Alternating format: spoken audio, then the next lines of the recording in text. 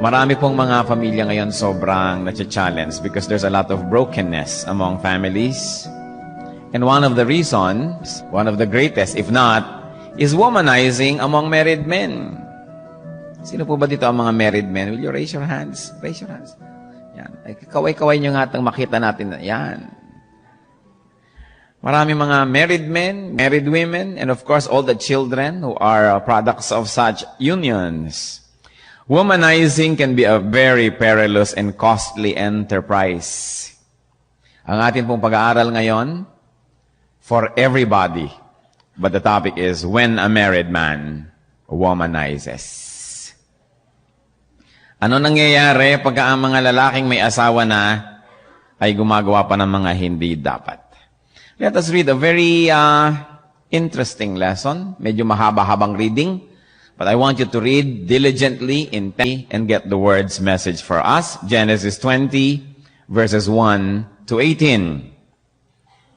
Now Abraham moved on from there into the region in the Negev and lived between Kadesh and Shur. For a while he stayed in Gerar, and there Abraham said of his wife Sarah, "She is my sister." Then Abimelech, king of Gerar, sent for Sarah and took her.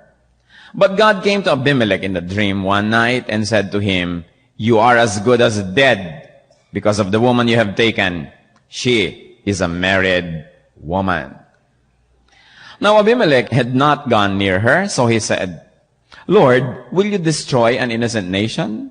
Did he not say to me, 'She is my sister'? And didn't she also say, 'He is my brother'? I have done this with a clear conscience and clean hands." Then God said to him in a dream, "Yes, I know you did this with a clear conscience, and so I have kept you from sinning against me.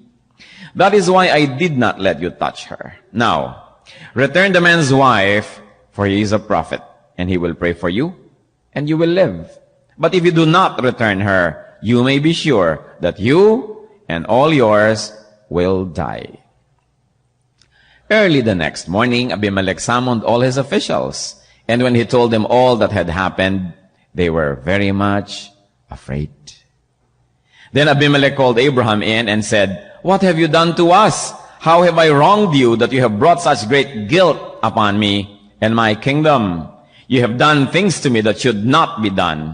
And Abimelech asked Abraham, "What was your reason for doing this?" Abraham replied, "I said to myself, there is surely no fear of God in this place, and they will kill me because of my wife. Besides, she is really my sister, the daughter of my father, though not of my mother.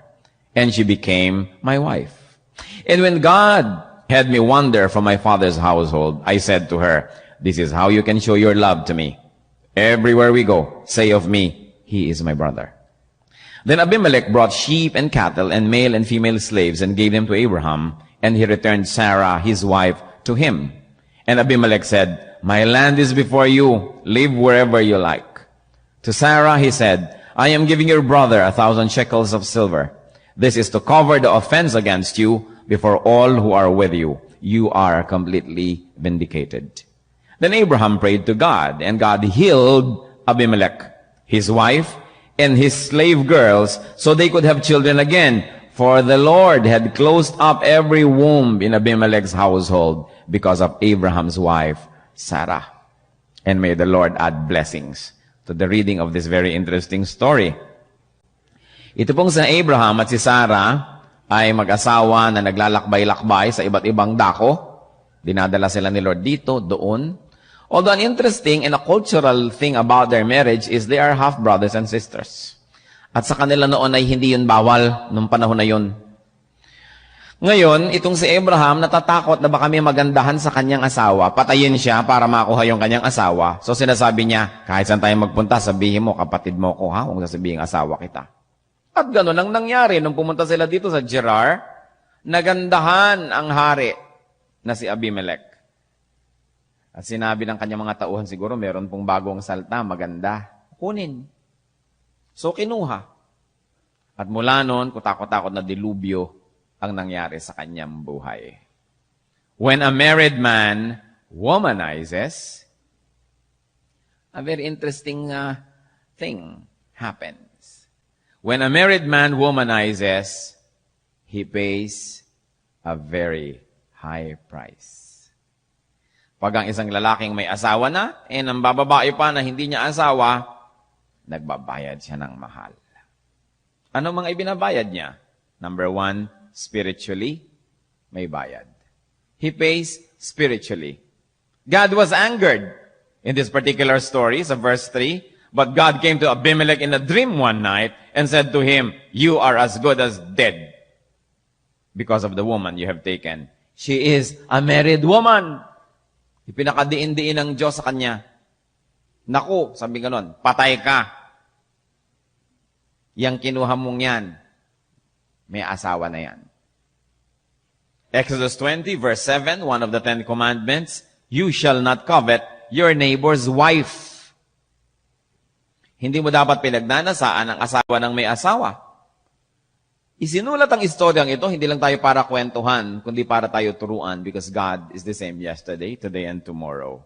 Any man who takes a woman, not his wife, especially if this woman is married to another man, is as good as dead. Ang Diyos mismo, nanaog na mula sa langit, lumabas na dito kay Abimelech through a dream, sapagkat siya'y bothered dito sa nangyayari. Same today.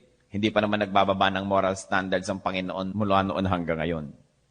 For a man to take a married woman is horribly, grossly sinful. Why? Because a married man who takes another married woman, not his wife, sins against her. Nagkakasala ang lalaki na kumukuha ng isang babaeng hindi niya asawa, lalo't asawa ng iba. Nagkakasala siya unang-una sa babaeng yon. Leviticus 20 verse 10, "If a man commits adultery with another man's wife, with the wife of his neighbor, both the adulterer and the adulteress must be put to death." Bakit hindi nyo masabi? Natatakot yata kayo. No? If a man commits adultery with another man's wife, binabato sila hanggang mamatay. Yun ang utos ng Diyos. Of course, through Christ, yun ay napalitan ng pamamaraan. Pero hindi lang naman sa physical na mamatay ang isang tao. Adulterers die many thousand deaths, although they still physically live. Ano pa? Why is taking a married woman that's sinful? Because the man who does that also, he sins against her husband. Nagkasala siya doon sa babaeng kanyang kalaguyo, nagkakasala siya sa lalaking asawa ng babae na yon. Hebrews 13:4, marriage should be honored by all. By how many? By all. And the marriage bed kept pure. For God will judge the adulterer and all the sexually immoral. Hindi dapat dungisan ang higaan ng mag-asawa. Wala dapat na nakikialam, nanggugulo, nangihimasok, nagpaparumi noon. Bakit ganun pang kagrabing kasalanan niya? Kasalanan na yan. Because the man who does that sins against her child or her children. Kung ang babaeng kinalaguyo niya ay may anak o mga anak, nagkakasala din siya sa mga batang yon. Sapagkat wawasakin niya ang tahanan na yon, maapektuhan yung mga bata na yon. And the man who does this also commits sin against her church, her camp. He sins, in fact, against God Himself. Sabi ng Lord kay Abimelech, "Oo nga, hindi mo nga alam, kaya nga binigyan pa kita ng grasya. Hindi ko pinayagang galawin mo siya. I did not permit you," sabi ni Lord, "to sin against me." First and foremost, adultery is a sin against God, who is the author of morality, who is offended by immorality, and who has decreed that a woman should exclusively belong to her husband, and the husband should exclusively belong to his wife, that no one else should defile the marriage bed. Kaya sinabi niya, "I did not permit you to sin against me." May mga tao naman kasi sabihin, payag naman siya eh. Oo nga, ang Diyos, payag ba? Payag naman ako, I don't mind. Oo nga, payag ka. Pero ang Diyos, sabi, she doesn't mind. Okay lang sa kanya. Hindi naman daw siya nagigilty. Hindi lang naman siya ang involved. Hindi lang ikaw. Ang Diyos na lumikha sa ating lahat. And any man who commits adultery, first and foremost, does it against God who is in heaven. Ngayon, kung yung lalaking gumawa nito, siya mismo'y kasado rin, may kasal din siya, may asawa rin siya, lalong gumulo at nakahalo-halo ang balat sa tinalupan. If the man is himself married, he sins against his wife. Malakay 2:14, you ask why?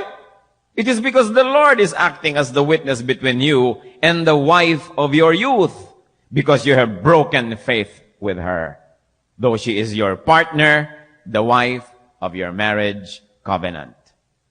The adulterous man, married man, is also sinning against his own child or children.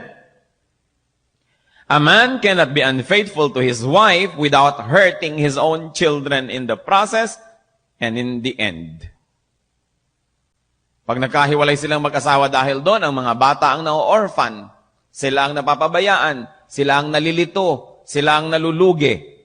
No adulterous man can do it without hurting his own children. And sometimes the pain, the wound is forever. And of course, this adulterous man also sins against his church and against God. Ang lalaking pananagutan. Ang isang act of indiscretion actually sets into motion a never-ending series of misery. May kasalanan ka sa kanya, sa iyong kapartner in crime, may kasalanan ka sa iyong tunay na partner, may kasalanan ka sa anak niya, may kasalanan ka sa anak mo, may kasalanan ka sa asawa niya, may kasalanan ka sa asawa mo, may kasalanan ka sa lipunan, sa church. Kaya sabi ni Lord kay Abimelech, you are as good as dead. Did you know that? And that is just the spiritual.